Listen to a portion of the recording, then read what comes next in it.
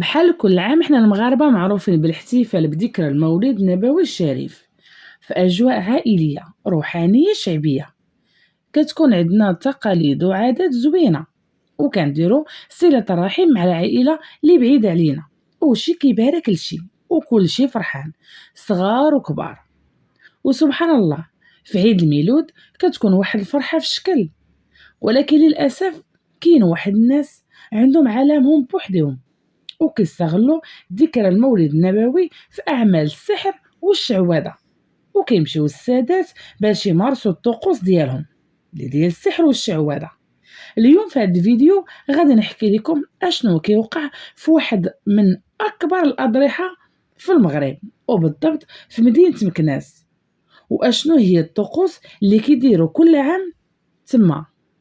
قبل ما نبداو القصة نعرفوا شكون هو الشيخ الكامل، اللي الاسم ديالو الحقيقي هو سيدي محمد بن عيسى، وهو عالم متصوف مغربي عاش في مدينة مكناس في القرن 16، وتشهر بالعلم والدعوة إلى الذكر والتقرب إلى الله، وهو اللي أسس الطريقة العيسوية اللي مازال معروفة لحد الآن في المغرب.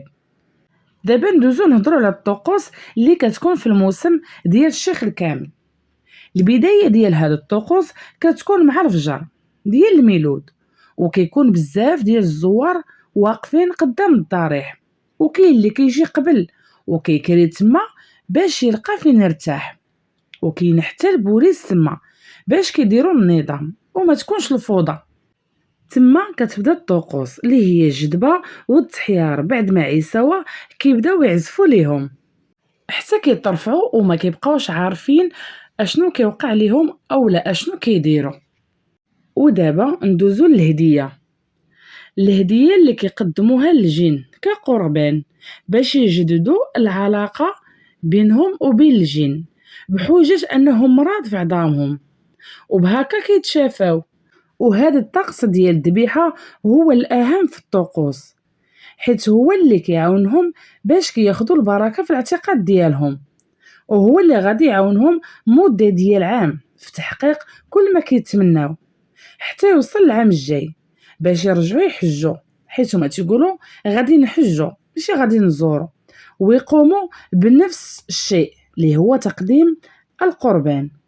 بالنسبة للقربان كل واحد وجهده، كيبدا من فروج حتى للثور، المهم كل واحد على حساب جيبه، وكل واحد على حساب المعزة ديالو الملك اللي فيه. المهم هو اللون يكون كحل، هذا هو الشرط ديال الذبيحة، وخاصو ينويها انها قربان للجن باش يخدم معاه. المشكلة ما كتساليش هنا، كاين شي طوائف للاسف خاصهم ياكلوا شي عتروس يكون كحل وهو حي، كيبقاو ينهشوا فيه وكيبقاو ياكلوه وكيشربوا الدم ديالو. والعجيب في الامر انهم ما كيستعملوا حتى شي آلة حادة غير بيديهم وسنانهم. ولكن دابا منعوا هاد الشي كامل، ولكن يشاع انه مازال، ولكن في سرية تامة، ماشي في حل الاول قدام الناس. وبهكا كيعتقدوا انهم كيجددوا الولاء ديالهم مع الملك اللي ساكنهم. كاين عاوتاني صحاب الجدبه، وكاين اللي فيهم اللي كيشرب الماء سخون طايب وكيتسمى المجدوب، وكاين اللي كينعس فوق الدرج وهو عامر بالشوك، وكاين اللي كياكل الدرج بالشوك ديالو، وكاين اللي كيمشي فوق الزاج. المهم كله وحاله، وكل كيف كيلقى راحته في الجدبه ديالو. والقاسم المشترك بينهم هو انهم ما كيكونوا كيحسوا بحتى شي حاجه ومرفوعين. وبالنسبه لهذا الموسم كيجيو ليه على حسب ما يقال مغنيين، ومنهم رياضيين وحتى سياسيين معروفين باش يقدموا الهديه والذبايح باش يوقف معهم في المسيره ديالهم، سواء كان مغني او لا ممثل او لا رياضي او لا سياسي، كيمشي تما وكيقدم الذبيحه على حساب ما كيتقال، والناس كيقولوا انهم شافوهم والله اعلم. كيخسروا فلوس كتيره. اما صحاب البخور والشماع والعتارس والحواله اللي كاينين تمايا وكيبيعوا، هادوك كيضربوا يديهم وكيستغلوا الفرصة. وحتى الناس اللي عندهم الديور كيكريوهم الليلة بأثمنة طالعة بزاف وكيستغلوا الموسم. بالنسبة لهاد التجمع كيكون المدة ديالو أسبوع، والمشكل أنهم كيوهموا الناس إلا زاروا مرة وحدة وقدموا القربان مرة وحدة خاصهم يبقاو كل عام يزوروا ويقدموا القرابين، وإلا ما داروش هكا غادي تزاد عليهم الحال وغادي يمرضوا وغتعكس ليهم الأمور وما غيقدروا ينجحوا في حتى شي حاجة. للأسف الجهل مصيبة الصراحة، والمشكل حنا في 2026 ومازال باقي هادشي للأسف. إمتى غادي تحبس في مرة؟ الله أعلم.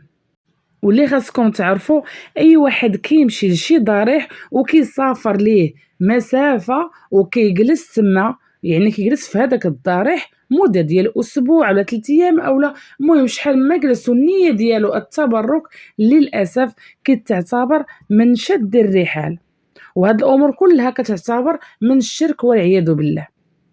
ولا جيتي تنصحهم كيقولوا ليك أنا فيا ملك صعيب، لبي ليه الشروط ديالو ولا غادي نمرض وتعكس ليا كلشي في حياتي الا ما درت هاد الشروط اللي هما الليله والقربان للجن.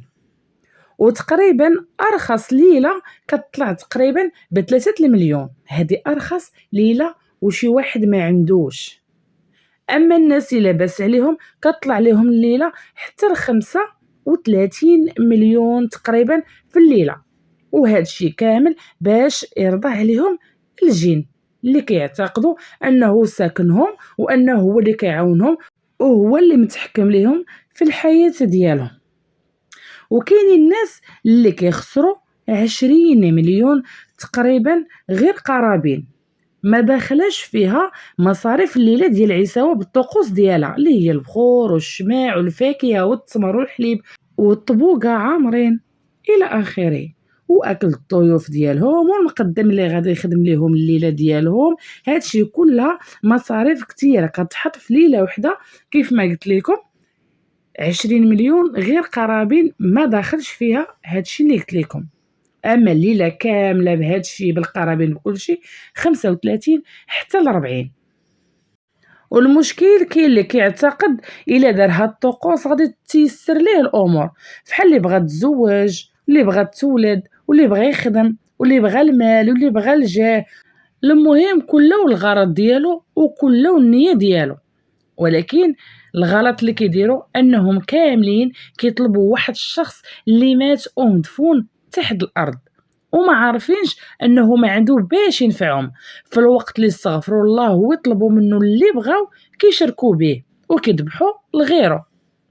هنا كيوليو داخلين في الشرك والعياذ بالله، والله سبحانه وتعالى ما كيغفرش للمشركين. العبره اللي خاصنا ناخذوها هي ان الانسان خاصو دائما يبحث عن الحقيقه بالعلم والمعرفه وما يتبع حتى شي حاجه غير انه شاف الناس كاملين داروها، شاف كلشي مشى زار وذبح حتى هو خاصو يمشي يزور ويذبح. ما عارفينش بلي الله سبحانه وتعالى الا غضب على الانسان كيزيدو من متاع الدنيا. هما ما تيقولوش هكا، تيقولوا راه هذاك الضريح هو اللي يعاونو، هذاك الغضب ديال الله سبحانه وتعالى. الدين ديالنا كيعلمنا نخدموا العقل، ما نخليوش الجهلاء يديروا فينا ما بغاو.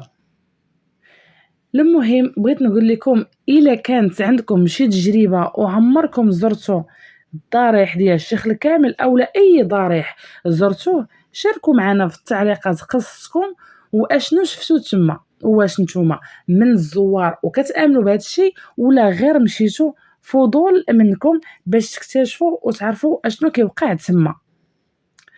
ودابا بغيت نقول لكم الا وصلتوا معايا حتى لهنا راه القصه سالات، وبغيتكم ما تنساونيش الى عجبكم الفيديو واستفدتوا منه وكنتوا اول مره كتعرفوا هاد المعلومات على الضريح ديال الشيخ الكامل، نبغيكم تدعموا القناه ديالي بالاعجاب ديالكم وبالاشتراك في القناه باش يبقى يوصلكم كل جديد نزلته في القناه.